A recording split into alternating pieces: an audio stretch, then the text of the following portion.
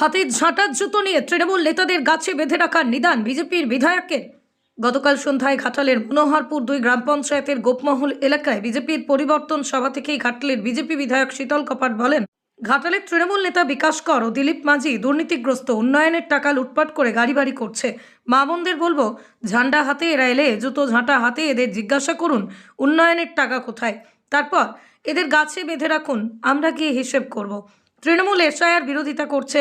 এসআইআরের মাধ্যমে ভোটার তালিকা সংশোধন হলে পশ্চিমবঙ্গের তৃণমূল সরকার চতুর্থবারের জন্য সরকার গঠন করতে পারবে না, এমনই বিস্ফোরক মন্তব্য করেন ঘাটালের বিজেপি বিধায়ক শীতল কপাট।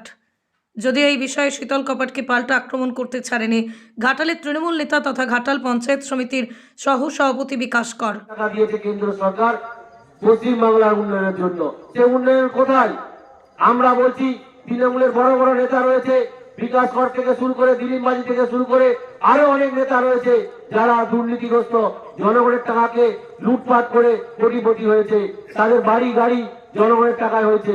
তাই এলাকার মানুষকে আমরা বলবো, এই ধরনের নেতা যখন আপনাদের কাছে আসবে বলবে তৃণমূলের মিটিংয়ে যেতে হবে, তৃণমূলের মিছিলে যেতে হবে, ঝান্ডা ধরে যখন আসবে সবার আগে এদেরকে উপযুক্ত শিক্ষা দিতে হবে, ব্যবস্থা নিতে হবে। তাই মায়েদেরকে বোনেদেরকে বলবো, আপনারা ঝাঁটা হাতে জুতো হাতে বেরিয়ে এসে প্রশ্ন করবে যে আমাদের উন্নয়নের টাকা কোথায় গেছে, তারপর তাদেরকে গাছের মধ্যে বেঁধে রাখবেন, আমরা আসবো, হিসাবটা আমাদের নিতে হবে। কারণ মোদীজি পশ্চিম বাংলাকে সোনার বাংলা করে তোরা লোককে উন্নয়নের টাকা বরাদ্দ করেছিল, আর এই তৃণমূল নেতাগুলো কোটি কোটি টাকা আত্মসাৎ করে নিজেরা কোটিপতি হয়েছে। তো এর হিসাব দিতে হবে। তো বন্ধুগণ, আমরা বলতে চাই ভারতীয় জনতা পার্টি পরিবর্তন সভার ডাক দিতে, আমরা পশ্চিম বাংলার পরিবর্তন করতে চাই। তো সেই জায়গায় আপনারা প্রত্যেকে স্বতঃস্ফূর্তভাবে এগিয়ে আসবেন। ভারতীয় জনতা বিজেপির বিধায়ক তিনি নাকি বিভিন্ন জায়গায় সভা সমিতি করছেন, কি পরিবর্তন যাত্রা করছেন। সামনে তো 500 জন, কোথাও 200 জন বসে আছে, তাদেরকে নিয়ে সভা করছেন। সভা করতেই পারেন, রাজনৈতিক দল অবশ্যই সভা করতে পারেন, কিন্তু সেইখান থেকে যে নিদান দেয়া হচ্ছে এটা ঘাটালের কালচার নয়। ঘাটালের মানুষ যোগ্য জবাব দিয়ে বলে প্রস্তুত হয়ে আছে।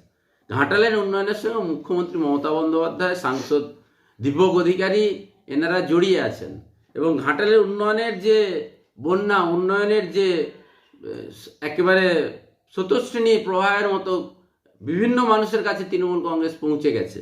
সেখানে আমাদের পাড়া আমাদের সমাধান আপনি কল্পনাই করতে পারেননি। 20 কোটি টাকার কাজ হয়েছে। ঘাটাল মাস্টার প্ল্যান 500 কোটি টাকার কাজ চলছে। বীরসিংহ ডেভেলপমেন্ট অথরিটি মমতা বন্দ্যোপাধ্যায় করে গেছেন, সেখানে 50 কোটি টাকার কাজ করেছে আপনার জমানায়, আপনার আমলেই। 15th ফিনান্স, রাস্তাশ্রী 15th মানে 15 কোটি, রাস্তাশ্রী 100 কোটি টাকার কাজ হয়েছে ঘাটালে। বাংলার বাড়ি 50 কোটি টাকার কাজ হয়েছে। আমাদের বাংলার যে শস্য বীমা, সেখানে প্রচুর টাকা দেওয়া হয়েছে। লক্ষ্মীর ভাণ্ডার, কৃষক বন্ধু, 75,000 কৃষককে আমরা ফেসিলিটিস দিচ্ছি, আরও অজস্র কাজ হয়েছে।